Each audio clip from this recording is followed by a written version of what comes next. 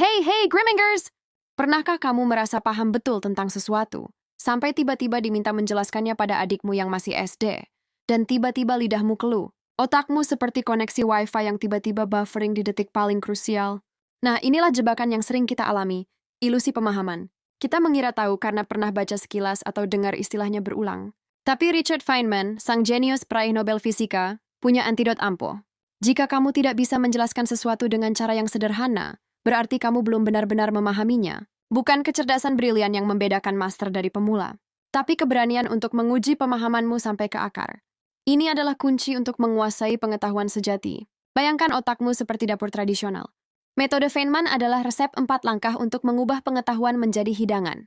Langkah pertama, ambil kertas kosong, tulis satu konsep, misalnya, apa itu valuasi saham. Langkah kedua, ajarkan pada anak 5 tahun imajinermu tanpa jargon. Disinilah keajaiban terjadi. Kamu tiba-tiba tersandung di kata arus kas, sadar kamu tak benar-benar paham. Langkah ketiga, kembali ke sumber, pelajari hanya bagian yang bikin kamu tersandung itu. Langkah keempat, sederhanakan lagi pakai analogi hidup. Saham itu seperti membeli sebagian warung soto langgananmu.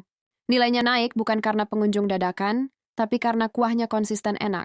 Pelanggan setia datang tiap pagi, dan uang masuk lebih besar dari belanja bahan. Itu yang disebut fundamental kuat. Dan inilah yang jarang disadari. Otak kita punya kebiasaan curang. Ia sering menciptakan ilusi kompetensi. Kita merasa paham hanya karena familiar dengan istilah. Fenomena Dunning-Kruger menunjukkan, orang dengan pengetahuan dangkal justru paling percaya diri. Setiap kali kamu gagal menjelaskan, kamu bukan bodoh. Kamu baru saja menemukan peta harta karun.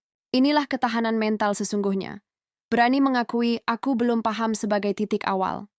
Dalam dunia investasi, prinsip ini menyelamatkanmu dari godaan saham gorengan. Literasi finansial berbasis bukti bukan tentang menebak harga, tapi memahami nilai bisnis hari ini. Kamu belajar membaca laporan keuangan seperti membaca nyawa warung soto tadi. Untung sungguhan, uang tunai mengalir deras untuk beli daging baru, dan tak tercekik cicilan. Taktik kemenangan sejati adalah ketika kamu tak tergoda gejolak harian, karena pemahamanmu lebih dalam.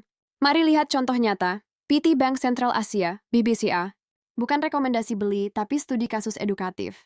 Bisnisnya sederhana, menampung uang jutaan orang dan menyalurkannya sebagai kredit dengan bunga terkendali. Labanya tumbuh stabil selama 15 tahun terakhir, rasio kredit macetnya rendah. Artinya uangmu di sana dijaga dengan disiplin. Dividennya konsisten mengalir ke pemegang saham. Dengan metode Feynman, kamu bisa jelaskan dalam satu kalimat hangat. Ini seperti celengan ajaib yang tak hanya menyimpan uangmu aman, tapi juga mengembangkannya lewat bisnis perbankan yang dijalankan dengan hati-hati selama puluhan tahun. Pemahaman seperti ini adalah tameng di tengah badai pasar.